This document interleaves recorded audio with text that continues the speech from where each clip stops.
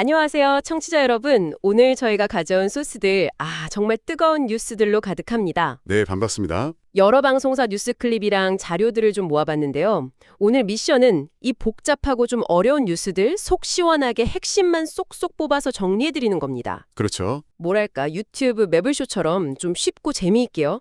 자, 한번 파헤쳐볼까요? 네, 좋습니다.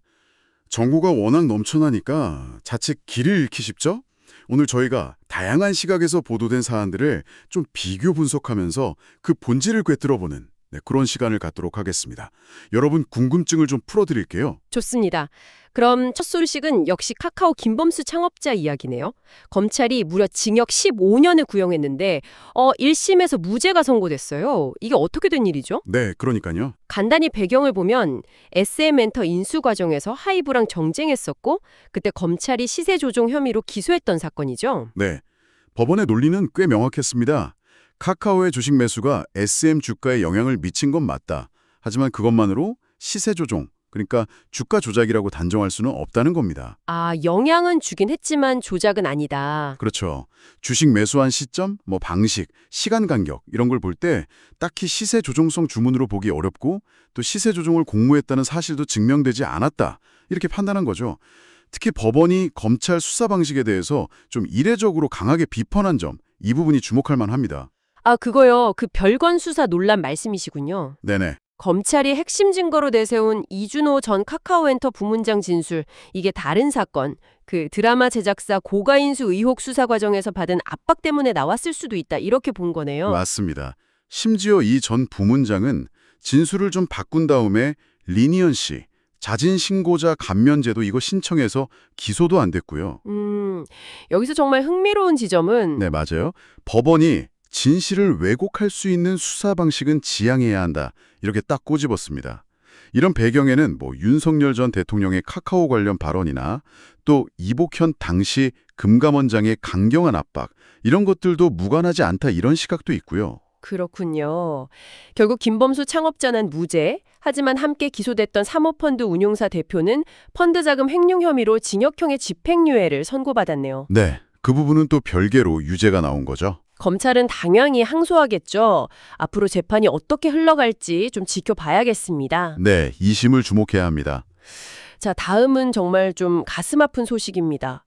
캄보디아에서 벌어지고 있는 한국인 대상 범죄 실상인데요. 특히 20대 대학생 박모 씨가 고문 끝에 숨지고 74일 만에 유해로 돌아온 사건. 이건 정말 우리 모두를 분노하게 했죠. 네, 정말 비극적인 사건이었죠.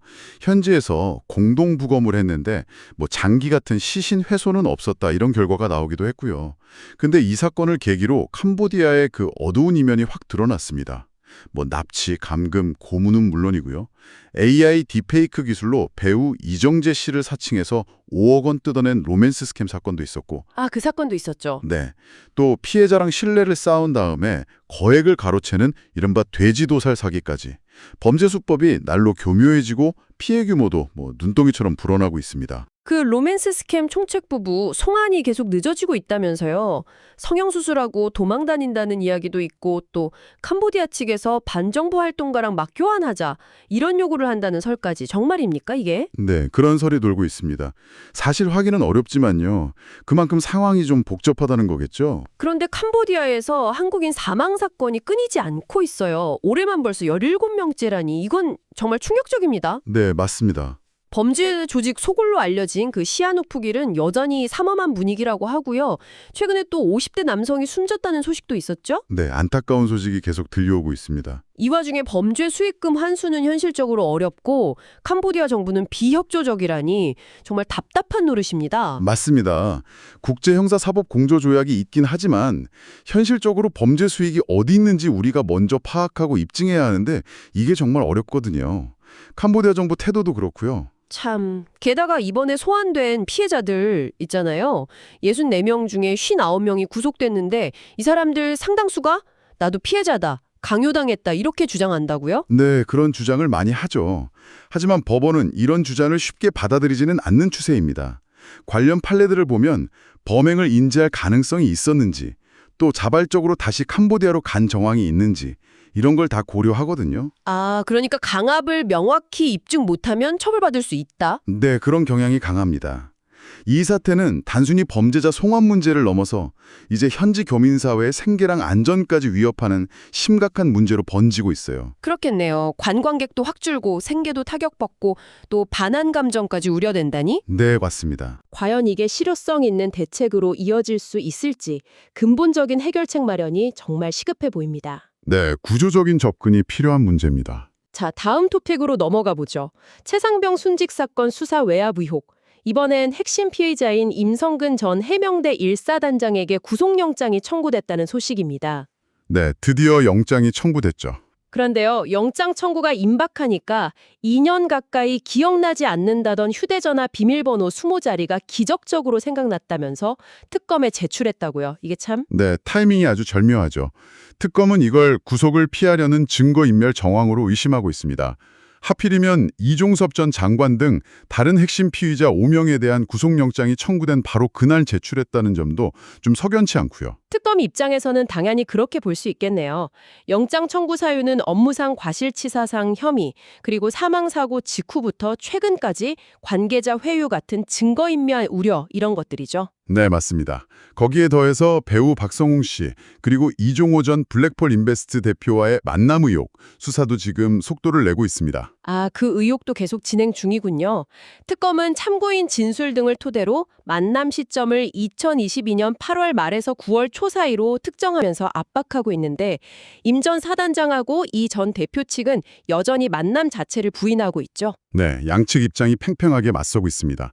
임 전 사단장 측은 당시 위수 지역을 벗어난 적이 없다고 주장하고 이 전 대표 측은 특검의 압박 수사다 이렇게 반발하고 있고요. 핵심 피의자 7명이 같은 날 영장 심사를 받게 된다니 이번 주가 정말 수사의 중요한 분수령이 될 것 같습니다. 네, 결과가 어떻게 나올지 주목됩니다. 자, 지금부터는 속도를 좀 내볼까요? 놓치면 안 될 뉴스들이 너무 많습니다. 속전속결, 시끌벅적 뉴스 브리핑 시간입니다. 좋습니다. 빠르게 짚어보죠. 먼저 한덕수 전 총리 내란 재판. 재판부가 특검에게 내란 중요 임무 종사 혐의 추가해서 공소장 변경하는 건 어때? 이렇게 요청했다고요? 네, 재판부가 상당히 이례적으로 직접 언급을 한 거죠. 한 전 총리 역할을 더 무겁게 보고 있다는 해석이 가능합니다. 재판 과정에서 대통령실 CCTV도 공개되고 전직 장관들 향해서 왜 계엄 안 만났나 이런 날카로운 질문도 나왔다면서요. 네, 재판장에 직접 질책성 질문을 던지기도 했습니다. 당시 국무위원들은 계엄 반대 의견을 낼 기회조차 없었다 이렇게 증언하고 있는데 한 전 총리 주장과는 좀 많이 다르네요. 그러게요.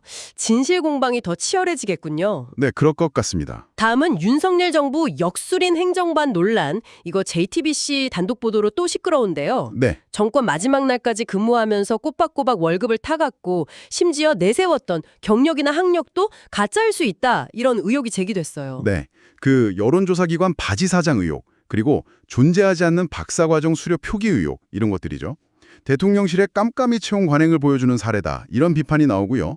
이전 정부에는 없었던 소수 종교 담당이라는 직책 자체의 실효성에도 의문이 제기되고 있습니다. 참. 그리고 김건희 씨 관련 논란도 끊이지 않습니다.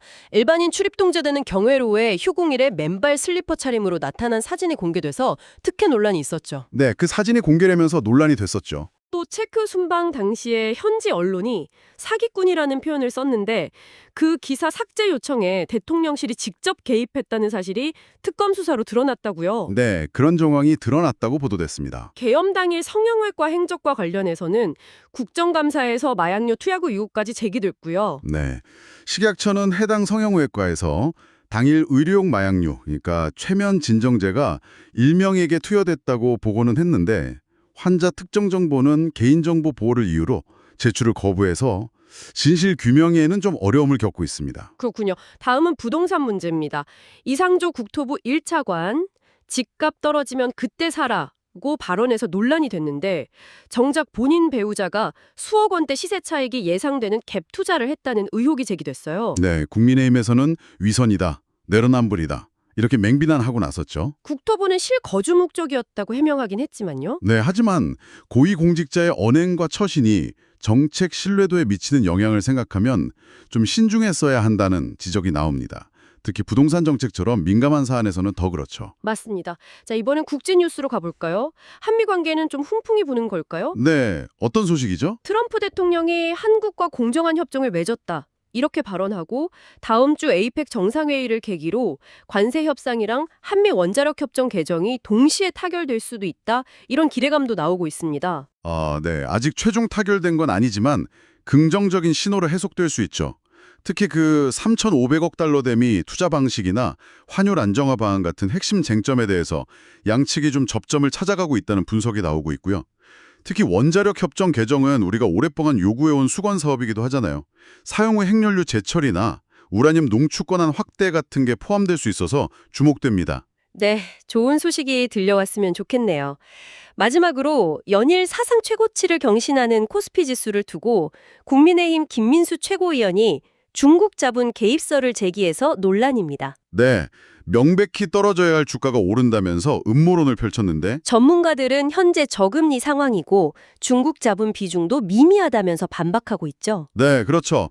전문가들은 뭐 근거가 부족하다 이렇게 보고 있고요. 민주당에서도 좀 부적절한 발언이라고 비판하고 있습니다. 와, 오늘 정말 정신없이 달렸네요. 카카오 1심 무죄 판결부터 캄보디아 범죄 사태의 심각성, 국내 정치권의 여러 논란과 국제 뉴스까지 정말 다사다난했던 한 주를 돌아봤습니다. 네, 정말 많은 일들이 있었죠. 청취자 여러분은 오늘 이야기들을 들으면서 어떤 점이 가장 인상 깊으셨나요? 네, 이렇게 복잡하게 얽히고 설킨 사안들 속에서 핵심을 짚어내고 또 다양한 정보를 비판적으로 수용하면서 자신만의 관점을 정립하는 것. 이게 무엇보다 중요합니다. 오늘 저희가 정리해드린 내용들이 여러분의 생각 나침반이 되는데 조금이나마 도움이 되었기를 바랍니다. 오늘 다룬 이야기들은 사실 여기서 끝이 아니죠. 예를 들어서 카카오 무죄 판결 이후에 거대 플랫폼 기업에 대한 규제 논의는 앞으로 어떻게 전개될까요? 네, 그 부분도 중요하죠. 또 캄보디아 범죄 조직 소탕과 피해자 구제를 위해서 국제사회는 어떤 공조체제를 더 강화해야 할까요? 이런 질문들을 스스로에게 던져보면서 더 깊이 탐구해 보시는 것도 의미 있을 것 같습니다. 아, 좋은 지적입니다. 특히 기술 발전이 가져온 새로운 범죄 유형에 대한 사회적 대응 방안, 그리고 정치적 격변기 속에서 사법부의 역할과 국민 신뢰 회복 문제 같은 것들요. 이런 건 우리 모두가 지속적으로 고민하고 답을 찾아가야 할 중요한 숙제입니다. 오늘 저희와 함께 이 깊이 있는 탐구 여정을 함께 해주셔서 감사합니다. 네, 다음 주에도 여러분의 지적 호기심을 자극할 흥미로운 소스들을 가지고 다시 찾아뵙겠습니다. 고맙습니다. 감사합니다.